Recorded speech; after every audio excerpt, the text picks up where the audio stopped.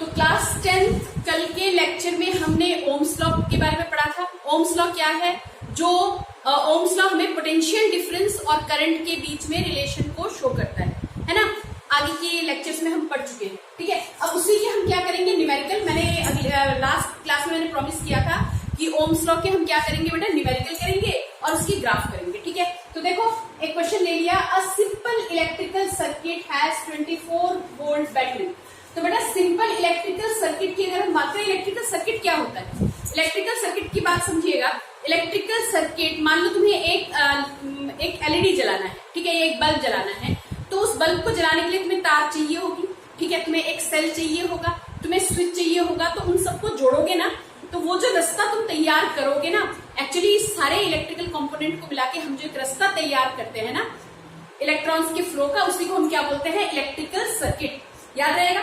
तो एक simple electrical circuit है, has a 24 volt battery and resistor of 60 ohm. What will be the current in the circuit? तो बहुत simple है, बहुत ज्यादा सिंपल है। क्योंकि देखिए बेटा, यहाँ पे इन्होंने जो जो दिया हुआ है पहले उसको नोट डाउन करो कि दिया क्या क्या हुआ है। वोल्ट दिया हुआ है कितना, 24 वोल्ट है ना, वोल्टेज कितना 24 वोल्ट दिया हुआ है।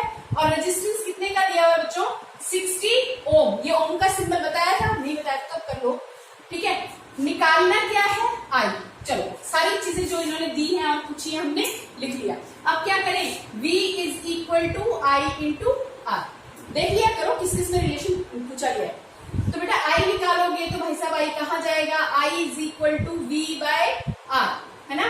Current is equal to V by R निकल गया यहाँ से। V कितना दिया है, 24 वोल्ट का।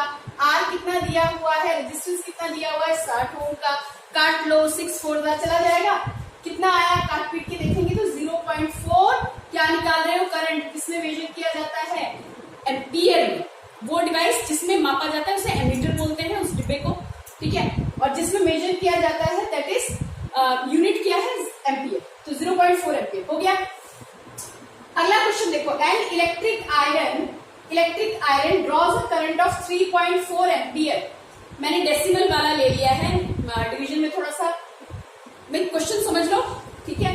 डिवीजन में आप डिवीजन करके देख लेना, मैं आपको एक अप्रोक्सीमेट आंसर दे दूंगी। एन इलेक्ट्रिक आयरन, कोई एक इलेक्ट्रिक आयरन है यानी प्रेस, जिससे कपड़े प्रेस करते हैं ना। Electric iron draws a current of 3.4 ampere. बेटा ड्रॉज अ करंट यानी कि कितना करंट ले रहा है या कितना करंट निकाल रहा है, कितने करंट की मदद से चल रहा है, 3.4 एम्पियर की मदद से एक आयरन प्रेस हमारा चल रहा है, ठीक है। फ्रॉम अ 220 वोल्ट सप्लाई, और सप्लाई कितने की है, 220 वोल्ट की supply line. What current will this electric iron draw when connected to 110 volt supply line. तो पहले तो देखो, पहले वो क्या कह रहा है कि ये इस सोल्यूशन में देख लेते हैं कि पहला वाला पार्ट, सिर्फ ये वाला पार्ट पढ़ो तो एक बार क्या क्या दिया हुआ है। ऊपर वाली लाइन में करंट हमें दिया हुआ है कितना, 3.4 एम्पियर। और वोल्टेज सप्लाई कितने की दी है, 220 वोल्ट। जो हमारे घरों में सप्लाई आती है ना, वो 220 से 240 के बीच होती है, ठीक है। तो इतनी हमें वोल्टेज सप्लाई दी है। अब इन्होंने पूछा कि कितना करंट वो इलेक्ट्रिक आयरन निकालेगा अगर उसको हमने कितने वोल्टेज में लगा दिया, 110 में लगा दिया। मतलब सेम प्रेस है, उसी प्रेस को हमने क्या किया, अब वोल्टेज क्या कर दिया, उसका कम करवा दिया। एक ऐसे लाइन में जोड़ दिया जहां पे वोल्टेज कितना आ रहा हो, 110, ठीक है। तो तुमने आयरन को तो नहीं बदला, किस चीज को तुमने बदल दिया, बस वोल्टेज को लेके बदल दिया। तो भैया पहले वाले केस में आई है और V दिया हुआ है, क्या रेजिस्टेंस निकाल सकते हो, बोलो। आई और V दिया हुआ है, रेजिस्टेंस निकाल सकते हो। तो V इज इक्वल टू क्या हुआ, I इंटू आर। तुम्हें क्या चाहिए, रेजिस्टेंस चाहिए। तो बेटा जी रेजिस्टेंस निकालोगे, कितना आया, V अपॉन आई। ये कितना आ रहा है, V कितना दिया है, 220 दिख रहा है, ठीक है। ये कितना दिया है, 220, और करंट कितना दिया है, 3.4। पॉइंट हटाएंगे, 1 0 ऊपर जाएगा, ठीक है। और 3 से अगर डिवाइड करोगे तो ये 7 के आसपास कुछ होना चाहिए। डिवाइड करके देख ले, 220 अपॉन, ठीक है, ओके। अब इतना रेजिस्टेंस आ गया। अब भैया जो तुमने आयरन लिया है, वो आयरन, उसका रेजिस्टेंस तो बदलने वाला है क्या, तुम क्या मटेरियल बदल रहे हो क्या, नहीं, है ना। तो इस केस में रेजिस्टेंस कितना आया, 64.7 ओम। अब इसी का यूज करके हम दूसरा पार्ट भी निकालेंगे। कहता है कि what current will this electric iron. अब बताओ कि इलेक्ट्रिक आयरन कितना करंट निकालेगा या कितना करंट उसको मिलेगा जब वोल्टेज कितने का हो जाए बच्चों, वोल्टेज कितने का हो जाए, 110 वोल्ट का वोल्टेज हो जाए, है ना। तो बेटा आई निकालना है, आई इज इक्वल टू क्या हो जाएगा, V अपॉन आर। V कितना बदल गया 110 और रेजिस्टेंस उस आयरन का कितना है, कितना निकाला हमने 64.7। हाँ बस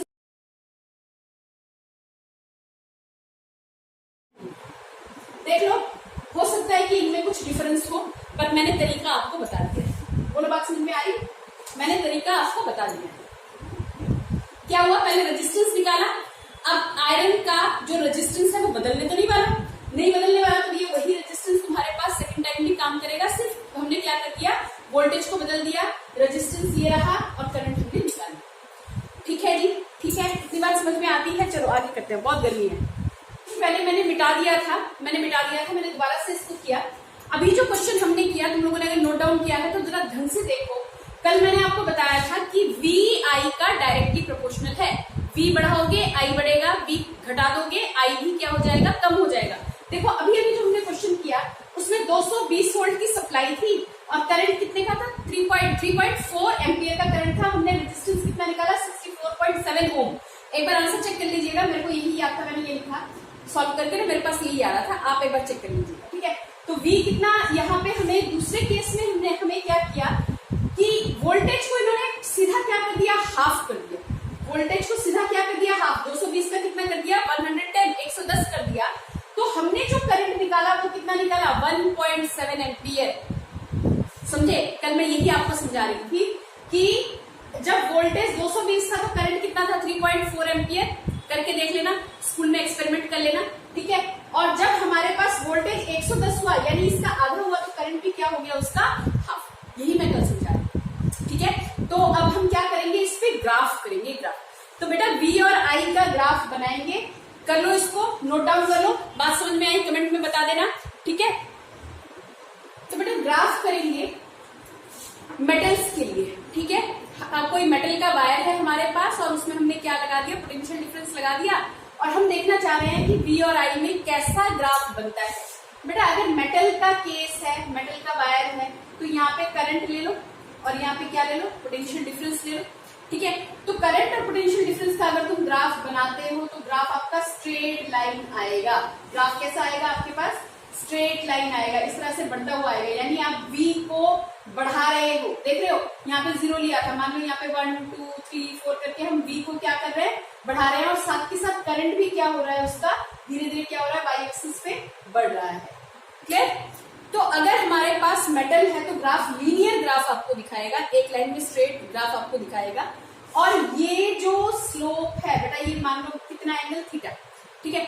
ये जो स्लोप है ना, ये वाला जो स्लोप है वो किस चीज को शो करेगा, रेजिस्टेंस को। किसको शो करेगा बेटा, रेजिस्टेंस को शो करेगा। रेजिस्टेंस निकल जाएगा, अगर आपके पास ग्राफ है, ग्राफ से आप रेजिस्टेंस निकाल सकते हो, ठीक है। मान लो यहाँ पे मैंने एक वैल्यू ले ली, गलबंदिया, यहाँ पे हमने क्या ले लिया, V1 ले लिया, पोटेंशियल डिफरेंस ऐसे ले रहे हैं, ठीक है। और यहाँ पे कुछ करंट का अमाउंट है, ठीक है। सिमिलरली यहाँ पे मैंने एक दूसरा वैल्यू ले लिया, ठीक, मान लो ये मैंने V2 ले लिया और ये मेरे पास क्या है, V1 है, ठीक है। तो यहाँ पे करंट का अमाउंट मैंने कितना ले लिया, I1, और यहाँ पे जो करंट का अमाउंट है वो मैंने क्या ले लिया, I2।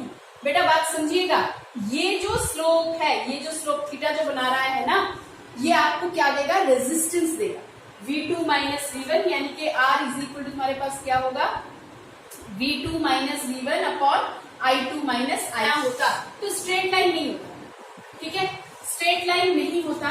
अगर किसके लिए बनाते, सेमी कंडक्टर, जिनकी कंडक्टिविटी